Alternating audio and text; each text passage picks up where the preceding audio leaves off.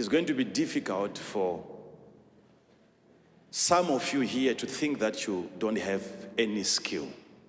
It's a gift that God gives to every person to secure your life. And in most cases, it happens as you worship God.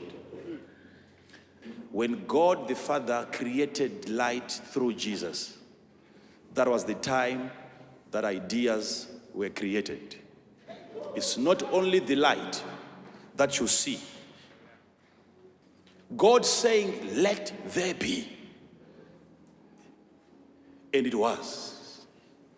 And he moved on to the next thing and he commanded. As he was giving commands, the things that he commanded came into existence.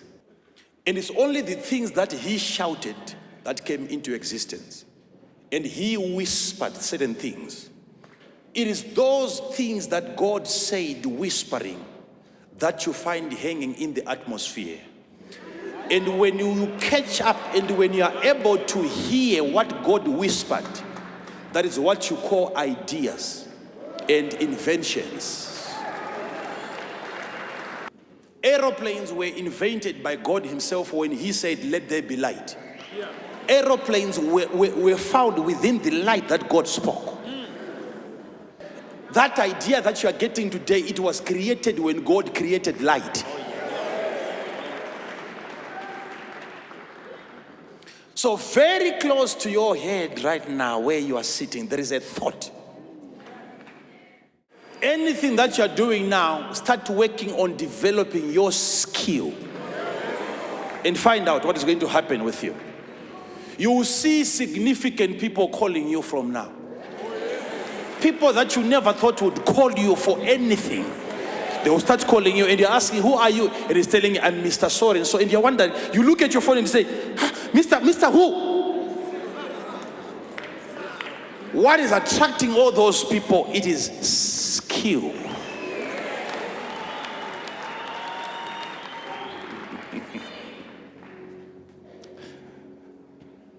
My God.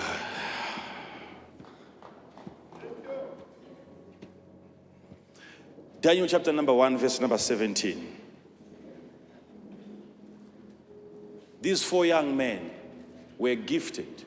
God gave them knowledge and understanding and all kinds of literature. God gave them skill. For these 4 children, God gave them knowledge and skill in all learning and wisdom. These 4 children, who gave them skill? Please talk to me. Who gave them skill? These 4 children, God himself gave them skill. The same God that we have in this place. Giving other people skill. You will not leave this place without identifying your own skill. There is one thing that I've just come here to sign for and to make sure it takes place. And that thing is for you to identify the skill that God has given to you. You have to find it out. You have to find it. Know what it is before you leave this place. Skill. Skill. There is a man, we've talked about him several times. Exodus chapter number 35, verse number 30. Exodus 35, verse number 30. And Moses said unto the children of Israel, see, the Lord hath called by name Bezalel, the son of Hu, of the tribe of Judah. Listen to what he's saying. See that God has called by name. By name. God has called by name. When God is calling people, he calls them by name. It's biblical. When God is prophesying, when God is calling people, he calls them by name. Okay? Yeah, so stop saying, I already know my name. When God is calling you, he calls you by name. Yeah, I've heard people saying that you don't have to call my name because I already know my name. God calls you by name. Now, and Moses said unto the children, see, the Lord hath called by name Bezalel. For what? The next verse. And he hath filled him with the Spirit of God. And he goes into describing the kind of the Spirit. In wisdom, in understanding, and in knowledge, and in all manner of workmanship. All manner, not some, all manner of workmanship. The Spirit of God coming upon an individual so that he can do anything.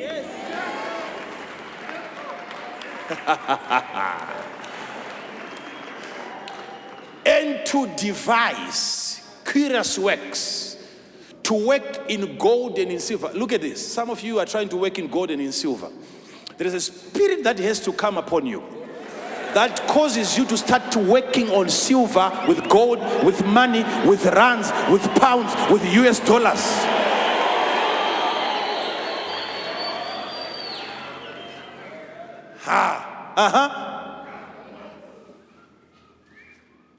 And in the cutting of stones, to set them in carving of wood, to make any manner of cunning work.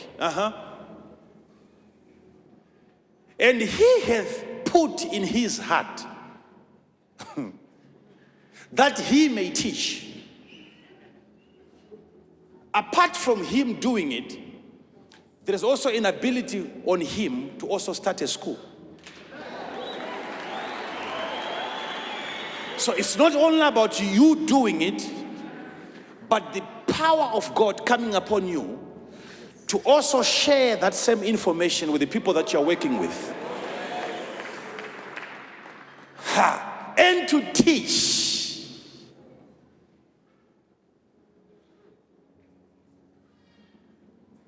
Just imagine. Just imagine. All of us, most of us, in fact, most of us here, we are into something. You are working on something.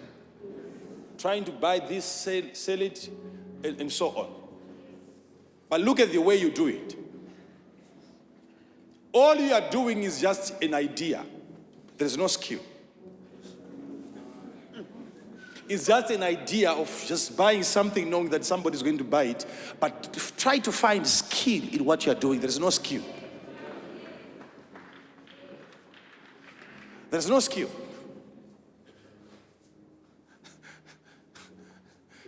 Consider a man. Look at a man who is skilled in his business. And you'll find the kind of people that he's dealing with. Skill. So where can I get it from? Only two sources. The other source, of course, it has been approved by God. You go to school. They teach you.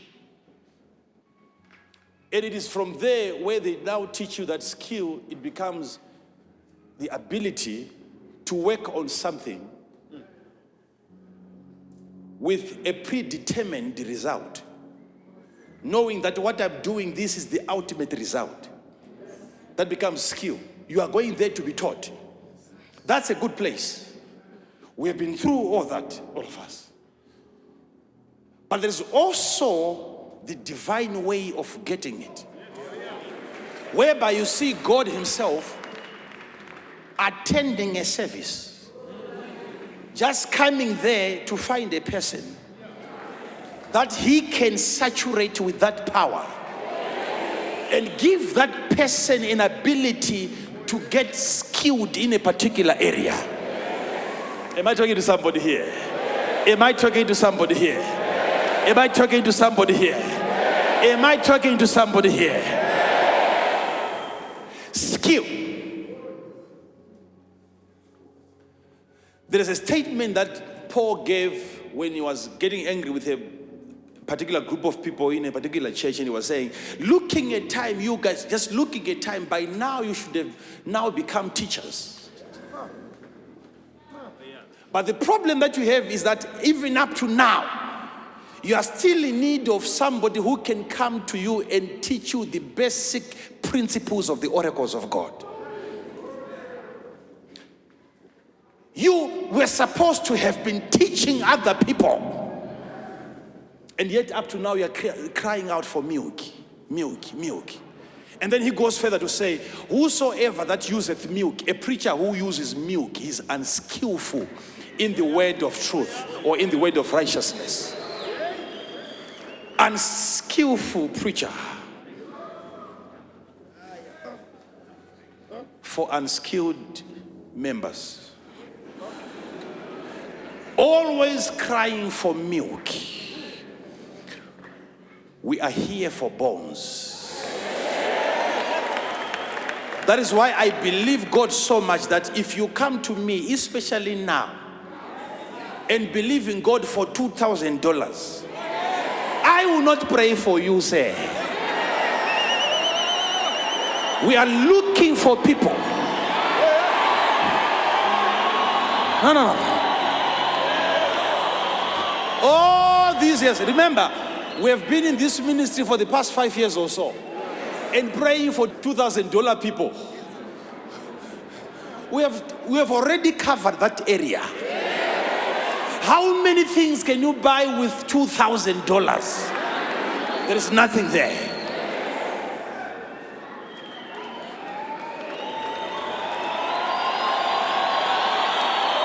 This is the challenge. This is the challenge that most of you have.